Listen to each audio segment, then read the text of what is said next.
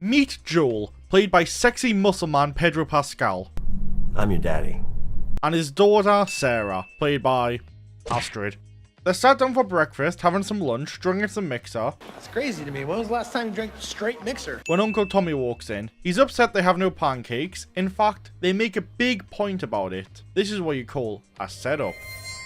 I wonder how it pays off. Joel and Tommy go to work and Sarah pops to her grandparents' house for some tea and crumpets. Or the American version of that. Granny's got some kind of strange twitch going on. Even the dog's wondering what's up. However, it's getting late, so Sarah grabs some wheated cookies and scrams back home. She gives her dad his birthday present, which is an old watch she got repaired. Where'd you get the money for this? Drugs. I sell hardcore drugs. That's why her classmate was shaking. Wait, did you dose Granny too? Joel gets a call from Tommy saying he's in jail for punching a crazy man and needs bail money, so he rushes off. And this is where the game begins. Not at the jail, back at home, as Sarah. Except my Sarah has the brightness turned up. She's wandering the house looking for Daddy-O when Dog comes knocking. Going outside to take him home, but when she arrives there, he bolts off. Noticing the door wide open, she goes to investigate, finding Grandpa a complete mess. Now, I know that technically they're alive, but the spirit of the person isn't, so I'm counting them as dead. I made a poll on my channel asking if I should count them as alive or dead. As Jeremy put it, in terms of humanity, they are dead, as Uncle Joe, who's been infected for 20 years, wouldn't be considered alive by any remaining friends or family. If you're not happy about me counting people becoming infected as dead, then have no fear, I am here. At the end of the video, I have a special treat just for you. Gran is snacking on the nurse when she decides she wants something a bit more fresh, chasing Sarah outside and right into Joel.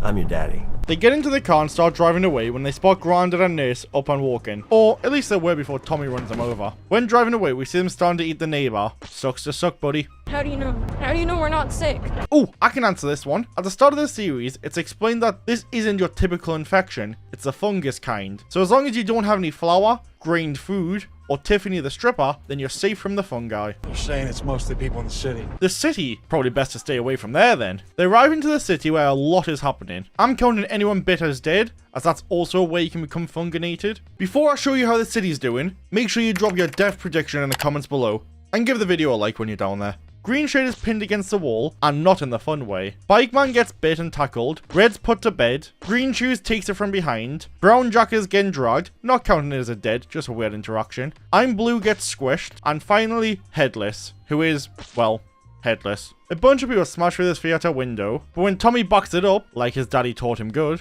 we can see no one is on the ground dead, until they start running. This dude gets pulled under, and I've realized that if I was to give every single person who dies a nickname, it would be half the video. So instead, let's just cut to the chase. Tommy, go faster! You gotta go! Find an alley! Backing it up, Sarah notices something falling from the sky. Is it a bird? Is it a plane? Yep, it's a plane. According to Google, it's a Boeing 747. I looked up how many people it can carry, which probably landed me on some kind of watch list. Turns out, it holds around 366 passengers. But the fun does not stop there. Regulations require at least one flight attendant per 50 seats, which adds another 8 crew members. Then there's the pilot and the 2 backups. All in all, you're looking at roughly 377 people on the plane. Well, that's assuming Wikipedia is correct. Wikipedia? You're using Wikipedia as your source of information? Then again, maybe I should add 0 deaths. I can't confirm all the seats were full, and who knows, maybe some folks jumped out mid-flight. What I can confirm is the plane crashes. At least 5 people get swallowed by the flames, and this guy who's getting sat on. The plane wheel torpedoes through the window, flipping the truck. Sarah wakes to see 3 people unresponsive, make that 4. Then a police car smashes in from behind, separating them from Tommy. Joel picks her up, and for the sake of both of them, I hope he has better survival instincts than me, because I just kept dying again and again and again.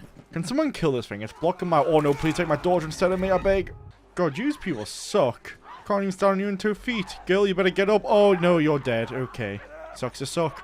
Brother, if you keep standing here, you're gonna... Oh my god, no, no, no, no, no. Ugh, take him instead of me. He's worthless anyway. Yeah, man, you are so dead here. I'm nice and so... What the... That's not even close to me. I'm just gonna squeeze on by. Don't mind me. You are on the other side of the car. Why are you so much faster than me? Activate human shield! Oh, no. Okay. Are you infected? Yep, yeah, you're infected. Yep. Tommy boy, wait up, you have the gun. Oh my god, Tommy, you son of a bitch. In this intro bit, I died 19 times. My original plan was to try and match the gameplay to what was happening in the show, but I'm terrible, so I didn't make it that far into the game. They stumble upon a feasting ground and a guy who has a staring problem. Joel makes a break for it, and Looker comes chasing. He's about to get himself a snack when he catches a bullet instead. It's an army man who has orders to shoot on sight, so this is kind of awkward. We are not safe! Going to finish off Joel as he needs some love as a single parent, Tommy saves the day. Sarah, this silly Billy, spilled ketchup all over herself and dies due to embarrassment. Come on, baby girl.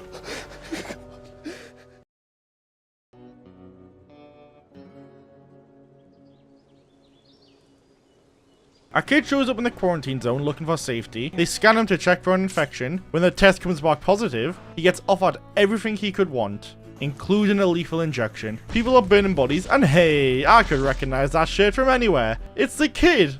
Oh wait, it's the kid.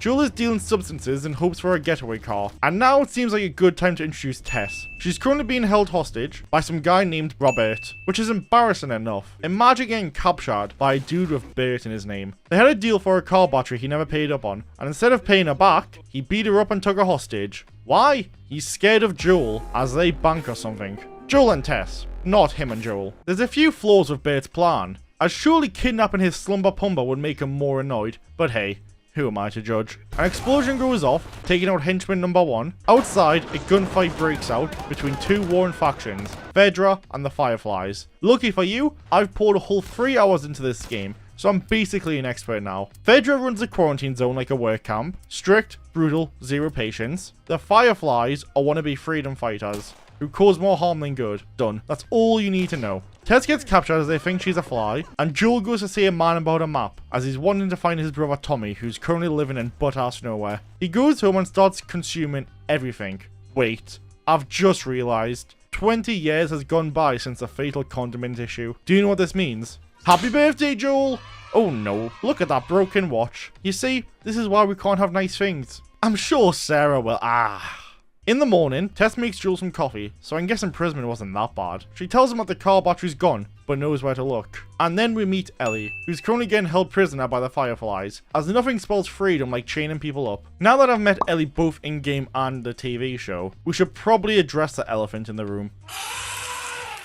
Hi, Bob. The firefighter leader shows up and tells her to pack. It's time to move. They plan to take Ellie up north, claiming she has a great purpose. What that purpose is, we don't find out. Not yet, anyway. Joel and Tess make their way into an abandoned office. Inside, they find a dead infected and a whole lot of bodies. One of them, Birdie Boy himself. Turns out the battery's a bust. While Joe's checking the area, he finds a wounded Marlene. She asks Joel to take Ellie to a Firefly checkpoint. She would, but is too injured to do so. In return, Joel can have anything and everything he wants. So, they set off, slipping out via escape tunnels to avoid the guards. That was the plan anyway. They get spotted and are forced to take an infection test. Everyone clears, then it's Ellie's turn. She stabs the guard in the leg before the results even come up. Joel flashes back to the condiment instant and snaps, tackling the guard and beating him into submission. Tess grabs Ellie's result, then shows Joel she's infected. What? Who could have seen that coming? That's next episode's problem though. The real issue is most people watching my videos aren't even subscribed. I'm trying to reach 100 million billion subscribers by the end of the year.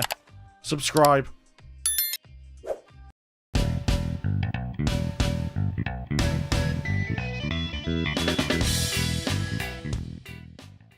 Opening episode 2 in Indonesia, before the outbreak happened, a scientist is studying patient 0 and comes to the conclusion that they should bomb the city, really putting that medical degree to the test. And since we know that didn't happen, let's check on our survivors. Joel and Tess question Ellie about a bite, and eventually agree she's fine for now. Breakfast rolls around where Joel and Tess chew on some bark, while Ellie has a fresh chicken sandwich. Tess gets jealous and asks what makes her so important that she gets chicken, so Ellie reveals her mission. She's heading north to a Firefly base, where they want to study her and hopefully create a cure. Joel thinks it's nonsense, but Tess talks him into it, as they're not doing the whole trip, just getting to the next checkpoint, right?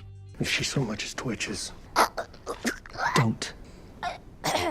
I laughed so hard the first time I saw this. Then reality hit. What a dumbass thing to do, considering Joel's ready to shoot her 10 seconds ago over a sandwich. Walking through the city, they hear a screech. Ellie asks what it was, and Jules tells her not to worry about it. I hate this trope in cinema so much. Why not inform the people of the threats so they know how to avoid them? They enter a flooded hotel when the infection gets to Ellie's brain and she starts talking to herself. Yes, ma'am, right away, ma'am. Pushing a suitcase trolley out the way when the bellboy appears. Tess buggers off to do a side quest, so this gives a chance for Joel and Ellie to get to know each other. Where are you from? Texas, What about Tess? Detroit, it's in Michigan. I go to school. I know where Detroit is. How long do infected live? You're telling me you were at army school and they taught you states and borders, but nothing about the infected? It's a really shitty one. Fair enough. Joel informs her that the infected only last a month or two, but certain ones can last longer. Tess comes back and shows them a horde. We find out that they're all connected via roots and stuff, and I'll be honest, I don't understand it. So let's move on. Heading to a museum, they come across some strange gift shop gifts. Ellie finds a brutalized man. Joel and Tess start loudly whispering about what could have done it. Did you know? Whispering like this means you're quiet. Ellie asks what they think did this, and Tess tells her to keep it down. Whatever did this doesn't like noise. I feel like telling her about these things earlier on would have solved this issue massively. Upstairs, we pass a whole lot of bodies. Call me Ash because I think I got them all. Even the last one on the stairs. Now they're up, they have bigger problems, like these clickers. If you're watching this, then you probably already know what they are, but for that one person that doesn't, they're infected that are stronger and can't see. Only here. So Ellie's heavy breathing means... You would expect me to criticize her here, but my nose is more tucked than your sister on prom night, so I have no room to talk. Everyone runs in different directions. Joel somehow escapes getting bear hugged and reunites with Ellie, only to step on a piece of glass. Its friend comes to join the fun, but Tess wants to ask it a question first. Comedy gold! Observation comedy! Joel takes this opportunity to machine gun him a question. Ellie's been bit. Luckily, she was the only one. Unless someone lied. Arriving at the checkpoint, Joel finds dead fireflies, who were meant to be on watch. Tess aggressively drags Ellie in, only to find more dead flies. Fireflies? More like, not very good at their job, flies.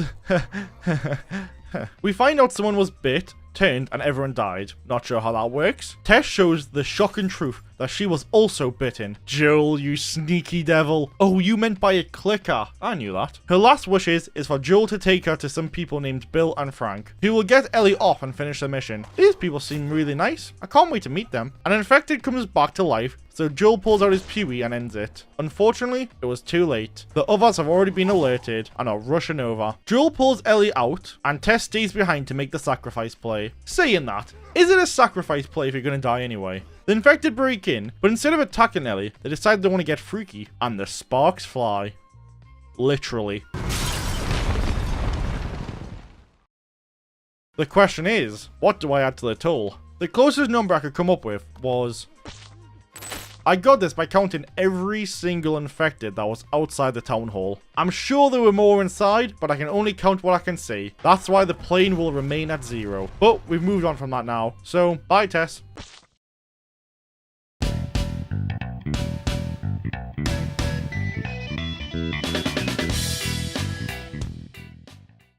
It's time for the best episode in the series. The episode where it all changes. After this, nothing will be the same. What happens? Joel stacks rocks. Him and Ellie are heading out to meet his friends Frank and Bill. I bet it's going to be a thrill. Comedy gold! Relationship comedy! They currently sat in the woods, which must be like a wet dream for Joel. Look at all this bark. What's worse, he's getting Ellie hooked on the stuff now. They go to a service station to find some stuff Joel stashed. Ellie goes snooping around when she spots a creepy hatch, so of course, explores.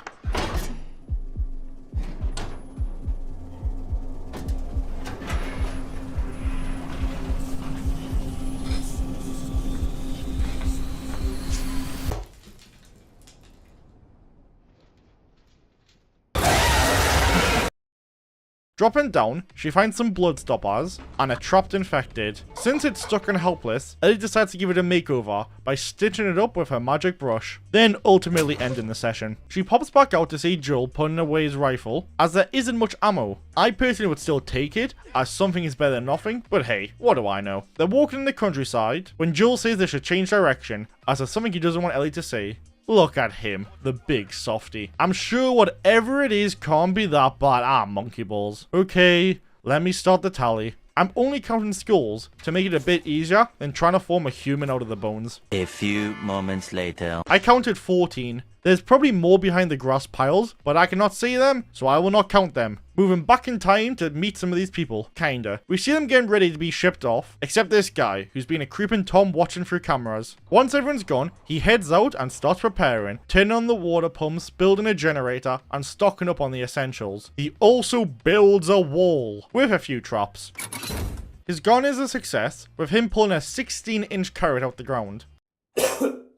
He looks after some chickens, but don't let Joel find out. He might blow your head off. During dinner, someone activates his sensors. He checks what it is, and it's a clicker. And what should this clicker do? It should click that subscribe button. 4 years later, he gets another alert. Gosh, this man had a peaceful life. I envy him. He goes to check the pit, only to find a stranger. So what do you do when you find a man in your hole? You make him dinner, because nothing pleases a man like a warm tub with some fresh grub. They have some wine to make everything fine. He's ate his bait, so now it's time to mate. I want you to know that I'm not a whore. Then there's the door. So if I do this, I'm gonna stay for a few more days. So you want to live rent-free, and in payment, you will pluck his duck. That sounds quite whorish if you ask me. 3 years later, and he's still around. I guess he has squatter rights or something. We find out these are the famous Frank and Bill everyone's been talking about. And don't get me wrong, they seem like nice enough chaps, but I don't understand why Tess wanted them to take care of Ellie. They don't seem like the type of people to leave it all behind for a secret mission. Frank tells Bill he's been talking to some lady on the radio, and invited her over for lunch. That mysterious lady turns out to be Joel, and since Tess is alive at this point, she tags along. They make a trade deal for a whatchamacallit. As they're leaving, Joel warns Bill to watch out for raiders. Bill shrugs it off, as everything's peachy down at Billsville. That night, a bunch of hoodlums roll in. The traps kick off, resulting in 3 dudes getting a hell of a tan. Bill's in the street, shooting randomly when he catches a hit marker, which is a change of pace, as he's usually in the sheets and it's Frank who catches a hit marker. Nothing comes from this, so let's skip a further 10 years into the apocalypse. Frank tells him that he's ready to go, he's had a good life, and it's all thanks to him. I'm not getting emotional, you are. They get married, 15 years bloody too late, I might add. Frank takes a heavy dose of powder, and in a shocking twist, so does Bill. Looks like they're both dying tonight, like Romeo and Juliet. If Romeo and Juliet were 80-year-old homosexuals. And then they go off to bed one last time.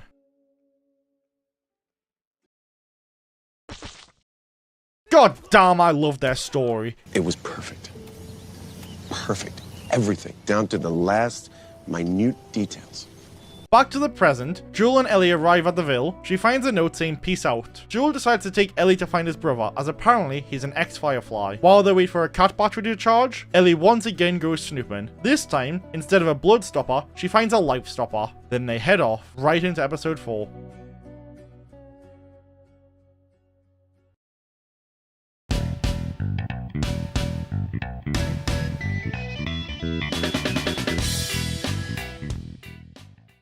Joel's out collecting fuel, which, let's be real, this should have gone bad years ago. He tells Ellie not to wander off, so she decides to pull out a punny book. Joel tells her to do one, as he would much rather drink gasoline instead of listen to her. On the journey, Ellie passes over a DVD to listen to some good old funky classical music. Winner, though. My son-in-law, it changed my very life. For my daughter was my mother, cause she was my father's wife. To complicate the matter, even though it brought me joy, I soon became the father of a bouncing baby boy. My little baby then became a brother-in-law to dad, and so became my uncle, though it made me very sad.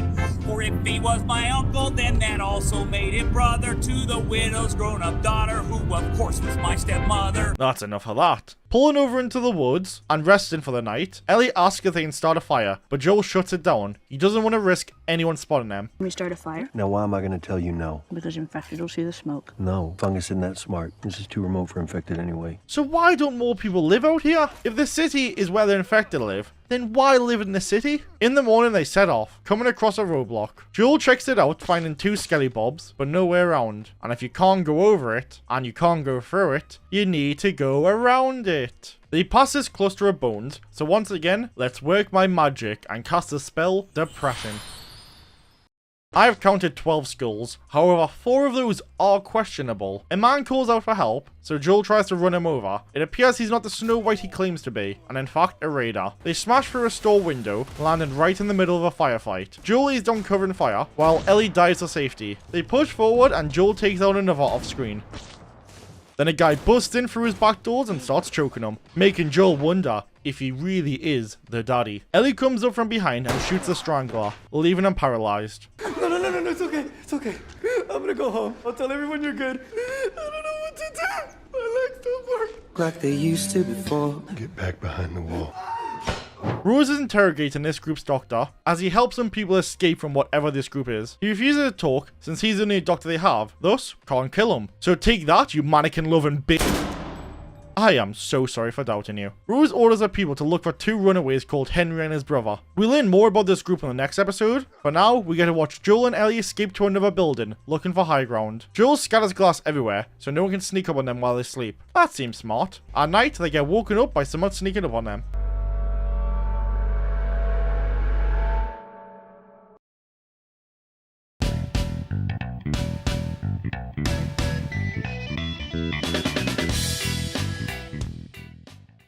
Back in time, we meet the group called The People, a real creative name, but it took them a whole afternoon to come up with that. They're launching a rebellion against Fedra, tearing down one of their work camps from the inside, and killing a whole bunch of soldiers, which is just a treat for me editing.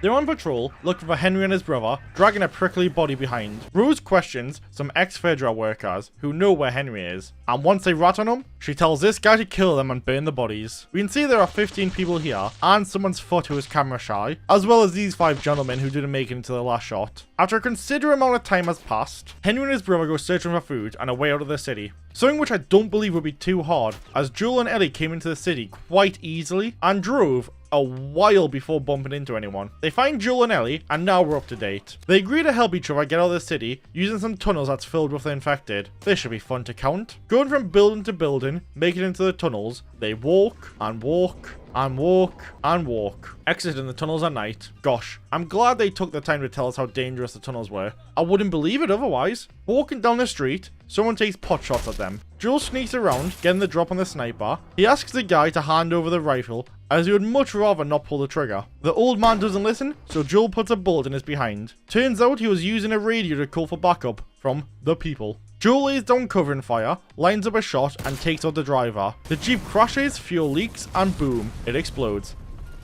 Rose taunts Henry, asking him to come out. He tries to make a deal, saying he will come out if the kids can go free. Kids die, Henry. They die all the time. Jesus. Bet you're fun at parties. On the other hand, look at that. He's got no leverage here. Henry comes out, which is a brave and powerful thing to do. Before Rose pews him, the jeep starts sinking to the upside down. Then some hell demons appear. All I can think is, wow, this part of the game must be so much fun. Too bad I suck monkey cheeks and never got there. I'm gonna count anything dropped to the ground as dead, since there's no other way to do it. 6.5 hours later. After much work, I counted 19 infected deaths from this one little scene. I try to zoom in to double check, but look at it when I try. There's more pixels here than in Japanese. The soldiers get pushed back, taking out a further 7. An infected goes for the kids, so Joel lends a bullet. They all put a foot on, passing a whole lot of death. Joel sees Ellie one more time, then she crawls to a car for shelter. First though, she needs to get past this massacre. Beardman demands some of his soldiers to run over the infected. This results in 2 infected deaths, and this lady who isn't having the best time. Ellie runs to the car, passing 3 splats, eventually climbing in. Joel kills a window licker, and this man shoots his brain, taking an infected with him. Beardman and Rose back up when they hear a loud roar coming from the pit. Holy Holy crap! You are creepy as shit. This hunk of meat smacks the life out of generic soldier, then picks up his buddy and chokeslams him to the grave. Brute then eyes up Beardman and Rose. He tells her to run while he takes care of it and starts spraying. I should mention that I've already counted the bodies here, so I shan't do it again. He fist fights the beast to save his queen like every nobleman should do. Oh my god, his head's gone. A clicker enters Ellie's car as somehow it could hear her. Not sure how over all this gunfire, but we move. It climbs over the chairs, hunting her down, and I won't lie, if I was Ellie, I would shoot myself. This is terrifying. X is in the car, and we know his two new roofers. Henry and his brother are getting gnawed at, and so is Ellie. Joel takes one out as it's trying to take a nibble, and gives the best covering fire ever. 3 more charge at her, but the driver takes them. Henry gets pulled out, but before it can have a bite, Ellie saves him by stabbing the shoulders. They make a run for it, trying to escape the mess, ignoring the 8 deaths in the background, when Rose appears, with the same clicker that chased Ellie down in the car. How does it keep finding her? It pounces on Rose, ultimately killing her, then they all leave. We see the aftermath of the carnage, and to make my life even harder, because apparently I enjoy suffering to be making this kind of content, I'm adding up every death that was added to the toll from this section, then subtracting it from the bodies still lying around, and whatever's left will be added to the toll too. Because I'm not having anyone in the comments saying I missed a corpse. Not this time. Not this video. Oh my god, I could have just lied and made up a number. Why am I actually counting them all? I hate my life so much. Why do I punish myself? Why am I here? Just to suffer. Okay, we started this chaos with 316 deaths on the toll. And by the end, there was 423. This means there were 107 deaths tallied in the last 3 minutes. I counted 129 corpses on the ground, meaning there were 22 off-screen deaths. Or I miscounted, but nah, it can't be that. Let's move on before I get... In a motel nearby, that looks like it was taken straight out of the Walking Dead game. Unless all motels just look like that. I mean, I wouldn't know. I'm British. We don't have motels. Our country's like 10 feet long. If we need a place to sleep for a night, we go home. Joel asks Henry to come to Wyoming with them. Henry, thrilled with joy, accepts, as it'd be good for his brother to have a friend. Let's check on these scallywags. Oh shit, he's bitten. Ellie tells him her blood's medicine, so quickly takes some. That plan seems sound. In the morning, Ellie wakes to an infected boy. So that's 1 death for him as he became infected. Like I said at the beginning of the video, if you aren't happy about me counting people becoming infected as dead, then have no fear. I've got your back at the end of the video. Joel reaches for the gun, but Henry stops him, as he doesn't want Joel to shoot his brother. He wants to. Henry then puts a gun to him and... they give them a berry and carry on down the road.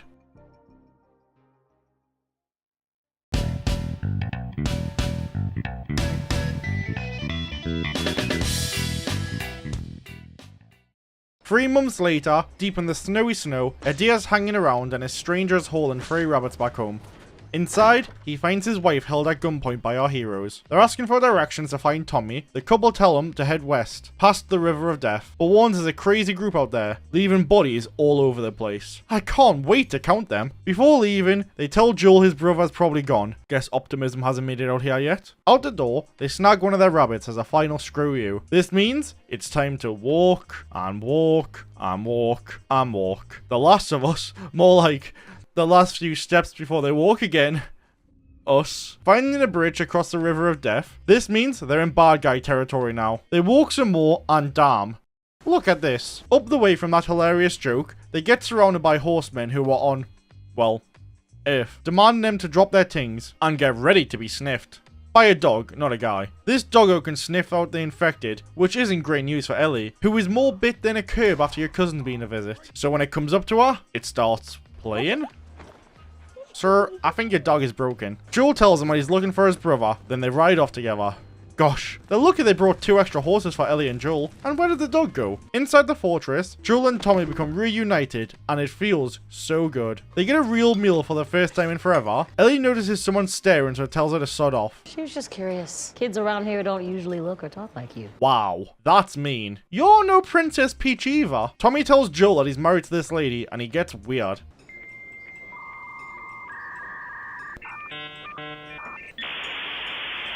Congrats. Yeah, that sounds sincere. I'm starting to think Joel's racist.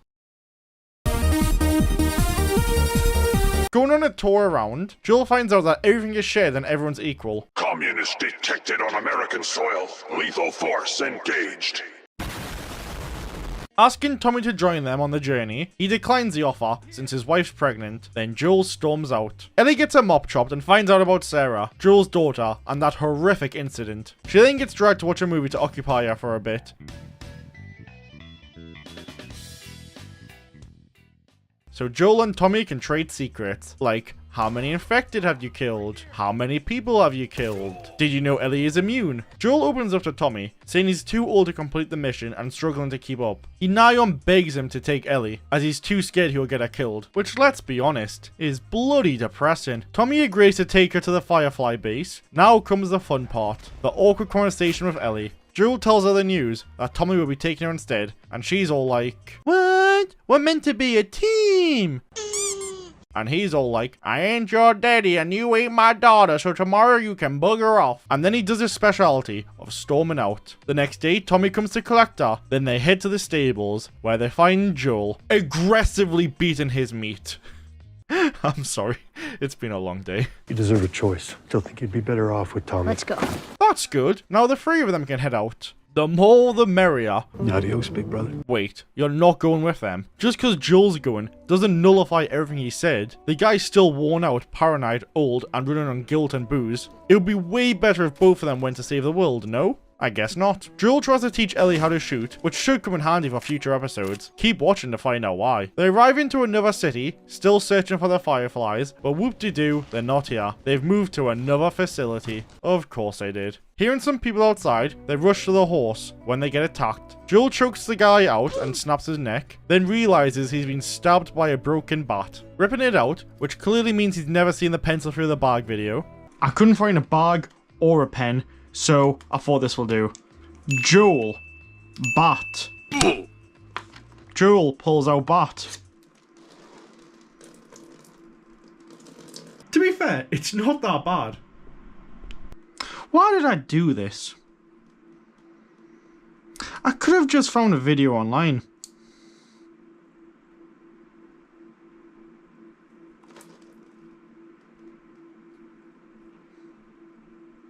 Okay then. The guy's buddies come charging in, so they hop on the horse and make a gallop for it. Once in the clear and it's safe to do so, Joel passes out, leaving Ellie all alone.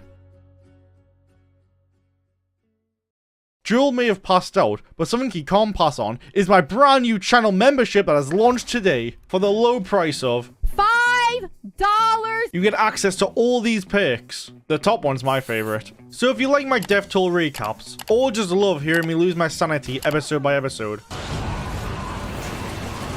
Nope, not doing it. No, I give up. See you later. Goodbye. No, I quit. Consider becoming a channel member. I've got 2 tiers, each with their own unique perks. And if that still hasn't convinced you yet, for anyone who joins before July, you will get an exclusive video that will be deleted from this channel forever.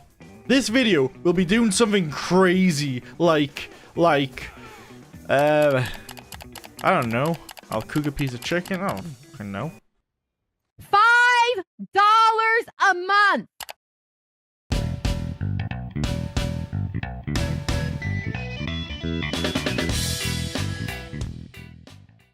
Ellie's doing her best to take care of the wounded Joel, who keeps insisting she should leave him behind. So naturally, she smothers him to death, like the animal he is. She tucks him in, then heads to the past, where we see her running laps. Side story from the side story. Did anyone else have a gym teacher who would straight up lie to motivate you? I remember in secondary school, I had a teacher who claimed his 3-year-old daughter could run a mile in 5 minutes. Said if we couldn't beat that, then we were lazy and basically nothing. Can anyone else relate to their teachers calling them failures? No? Cool. Joke's on him. I have a YouTube channel with 3,071 subscribers, so ha. Bruh, look at this dude. Wait till you see the... No. Some girl starts picking on Ellie, saying she's useless without a friend around. Ellie responds with a punch. That gets her sent to the principal, army man, person guy. Since it's the third time landing in his office, he lays it out straight. Option 1, keep acting out and end up a basic grunt. Option 2, get her act together and work her way up to being a general. Ellie picks option 2, then goes to bed, and at night, this happens. Ow. Riley, what's wrong with you sneaking up on me like that? It was a joke, okay? I'll show you a bloody joke when I cut your head off, you dumb mother. This is Riley, Ellie's friend who bailed to join the Fireflies. She shows up asking if she'll sneak out for the night to have some fun. Ellie, being the newly responsible child soldier, tells her no and to jog on. As in the morning, Ellie needs to, well, jog on. Then goes back to bed. No, that's what should have happened. Instead, they sneak off towards Riley's big surprise. But before they even get there, they stumble across a deceased man and a bottle of apple juice. They finally arrive at an abandoned mall, which was supposed to be crawling with infected. Turns out it's empty. Time for the fun to begin. Starting with the wildest ride of all. Moving stairs? Check me out, man! It is so cool! Stan better get here soon before things get wild.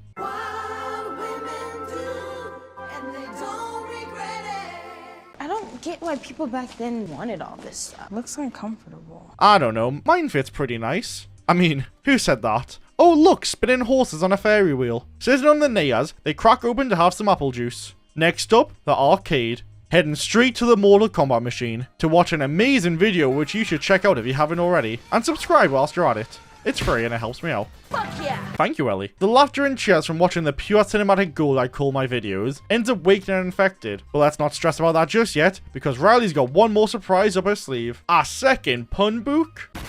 There are also a load of explosives Riley made to deal with Fedra soldiers. I guess you could call them explojars. You are not funny. Ellie storms off, understandably annoyed that Riley's been cooking up bombs to take off Fedra soldiers, considering, you know, Ellie is Fedra. But Riley stops and explains, this isn't just a fun night, it's a goodbye. She's being shipped off tomorrow, leaving the state for good. Ellie says peace and walks off. She's done with the drama. But when she hears Riley screaming, she comes running back, only to find out it was a crappy Halloween decoration. Ellie sits with Riley, and Riley calls her a loveless loser. I think you don't know what it was like to have a family, to belong. Then the fun starts back up, this time wearing spooky masks. All is going swell, dancing to some royalty-free funk, living their best apocalypse life. Mid-groove, Ellie asks Riley not to go. Riley agrees, they share some spit. Then the cock block finally decides to show up. Only took him a solid 12 minutes and 19 seconds of screen time to haul his rotten ass over here. But hey, who's counting? They try to run, but the infector tackles them like it's the playoffs. Riley gets put to bed, and Ellie goes full melee mode on Fungus Chungus looking ass. But it pins her down, until Sleeping Beauty wakes up, hitting Chungus with a knock-knock. Who's there? It's Riley, motherfucker! I was going to make an edit of Riley being a badass, but it turns out she doesn't have many scenes where she's doing anything, besides staring into the emotional abyss. So instead, you're getting this.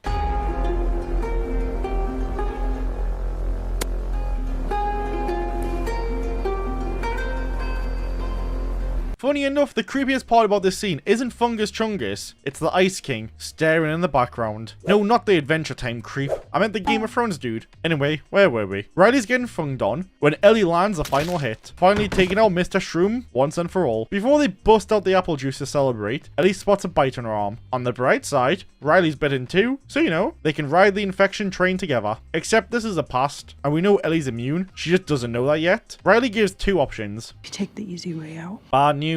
Rockstar removed that option 2 years ago. So what else you got? Option 2. We just keep going. So option 2 is to wander the world as an infected. That seems fun. We cut back to the present. Ellie's stitching up Joel and Riley's never seen again. Which leaves me with a dilemma. Do we count Riley as dying once or twice? Ellie later admits to having killed someone after she shot that dude back in episode 4. It wasn't my first time. So yeah, that's probably Riley, but since we never actually see her sprouting mushrooms or hissing like a kettle, we can't confirm she turned. So that's only one death added to the toll.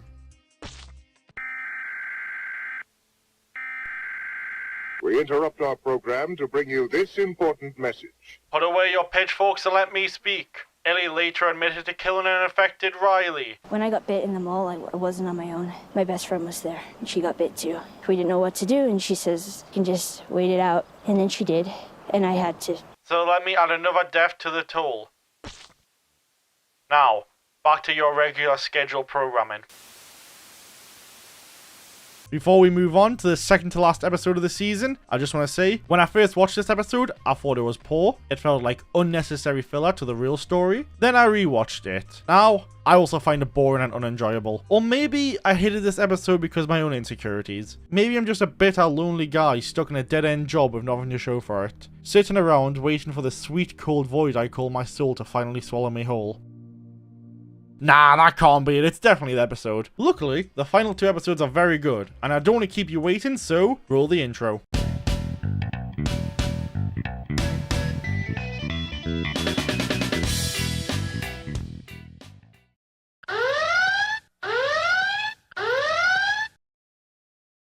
A man is preaching the good word of Talos to his flock. He's worried that they've only got a few weeks of food left. Meanwhile, Ellie's stomach's growling too. She's only got a few nibbles of bark left, so she grabs Joel's rifle and heads out hunting, finding a cute little rabbit. That's the cutest fucking thing I've ever seen in my entire life. Don't worry, this time, Ellie completely face plants instead of catching the poor little steak on legs. Later she spots a deer, lines up the shot, and bang, hits it clean.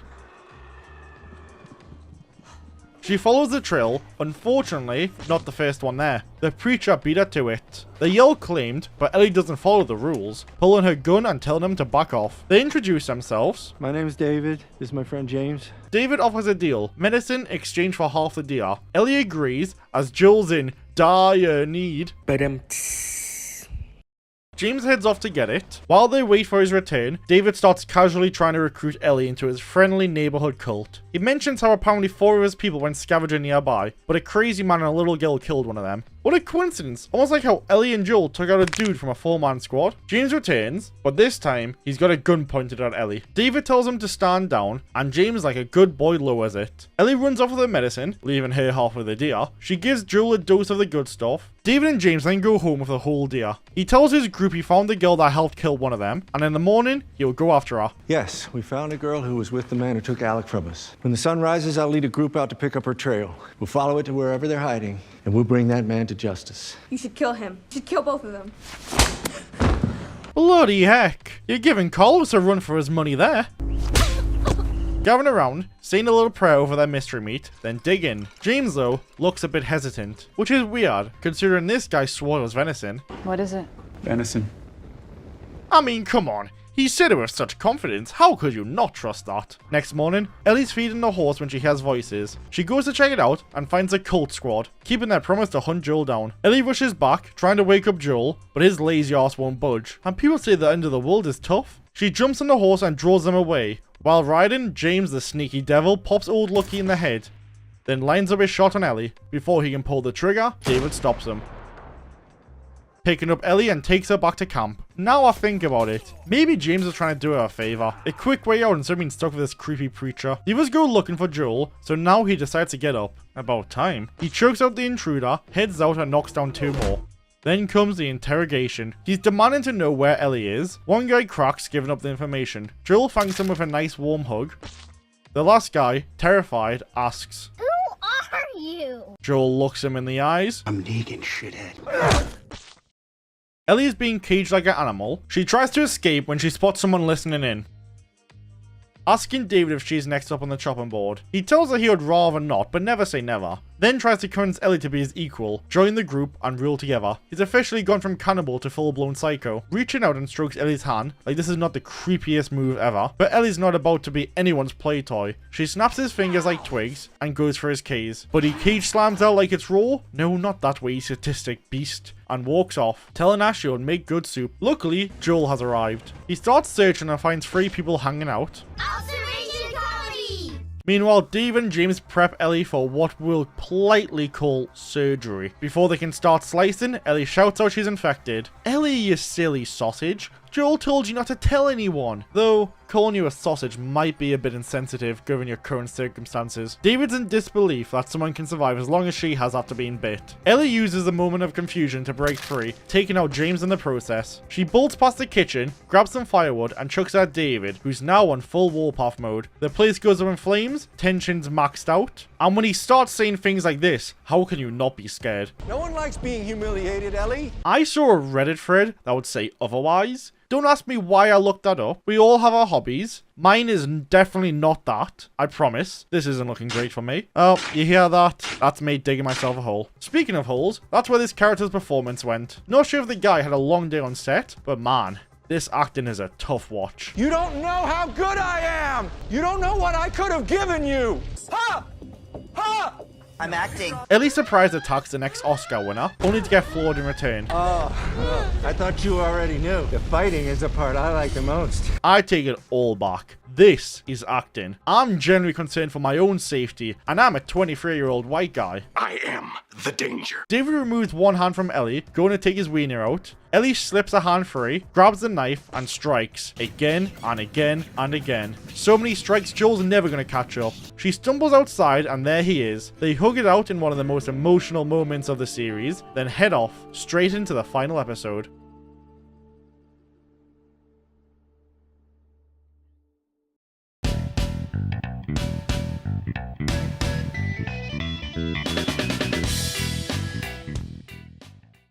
A pregnant woman is sprinting through the woods, infected, hot on her heels. She spots a farmhouse and makes a run for it. Once inside, she has a tinkle, then sits down, bracing the inevitable. The infected bursts in, she jabs it a few times and tosses the body off her. During the chaos, a baby plopped out. But all is not well. She's been chomped on. She cuts the signal cord and names the baby Ellie. Yep, this is our Ellie's origin story. Now, you'd think in 20 years of the apocalypse, someone else would have given birth while infected, but apparently not. Later that night, the Fireflies find her. She lies, saying she was bitten after giving birth, buying Ellie a chance to live. Miss Ellie begs them to put her down before she turns, and they oblige. Joel's trying to lift Ellie's spirit, as she's rather gloomy. Could be for several reasons. Everyone she knows is dead, she was nearly assaulted, or maybe it's the looming fact that they're near the drop-off point, meaning Joel's mission is almost over. They keep walking, stumbling across a long neck, and I don't care what kind of propaganda HBO tries to feed me, that thing is 100% CGI. Joel offers Ellie a way out, says they could skip the Firefly drop-off and head back to Tommy's. Ellie refuses, stating they have to finish what they started, or everything they went through would have been for nothing, but adds that after she's given some blood, they'll go wherever Joel wants. They're a team now. Walking through an old military outpost, a smoke grenade pops, putting them to sleep. Side note, again, one thing that drives me nuts about this show, where are all the corpses? It's meant to be the apocalypse, not a Panic at the Disco concert. Joel wakes up in a strange bed, with Marlene just standing there, staring. Your gum should be here by the end of the week. My dick at? How long has she been silently watching unconscious Joel? Marlene lets him know that this is a drop-off point, and Ellie's being prepped for surgery. Not that kind of surgery though. This time it's not about cutting her up for meat. It's for her brain. The doctors think the cure is nestled somewhere in there, nice and cozy tucked behind her skull. Joel demands to see her, but gets gut punched. Marlene orders the guards to drag him out to the highway and dump him there. And if he tries anything, or they get bored, shoot him. Real nice way of saying thank you for completing the mission. Become a Firefly today. While being escorted out, Joel remembers something crucial. He's the main character. They might rough him up, stab him, but shoot him? Nah. So he flips the script, taking them down and goes full rampage mode. One by one, Joel wipes out the Firefly crew. Like this is his third New Game Plus run, even taking out the poor guy who surrenders. I'm gonna go ahead and assume this entire section is ripped straight from the video game, because Joel's out here standing in the open, casually dropping people like he's got aim assist turned on. He runs out of ammo, switches to a sidearm, and finally finds the operating room. Somehow, the doctors didn't hear any of that chaos. They're still calmly prepping Ellie. Joel storms into the room and demands they let Ellie go, scaring the life out of the nurses. But don't worry ladies, your white knight has arrived. And he's no longer Mr. Nice Guy. I won't let you take her. I don't know why I find that so funny. Joel scoops up Ellie and carries her through the hospital, heading for the garage, searching for a getaway car, when Marlene appears. She tries to reason with him, says Ellie would have wanted to sacrifice herself if it meant saving the world. Joel doesn't care, he's already lost one daughter and he's not about to lose another. So, he shoots Marlene in the leg, then finishes the job. You've just come after her.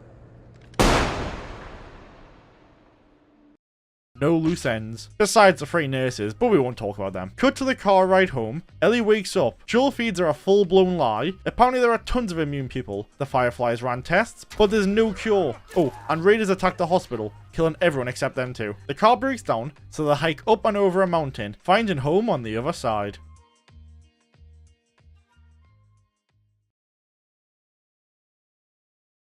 The Last of Us had many deaths. So many that honestly, if I had known ahead of time, I wouldn't have bothered covering it. I would have stuck to something simple, like The Walking Dead. Swallow it. But how many is many? Well, there was 486 deaths in Season 1 alone. 192 of those were human, 6 were animals, and the infected came to a whopping 269. There were also 19 unidentifiable.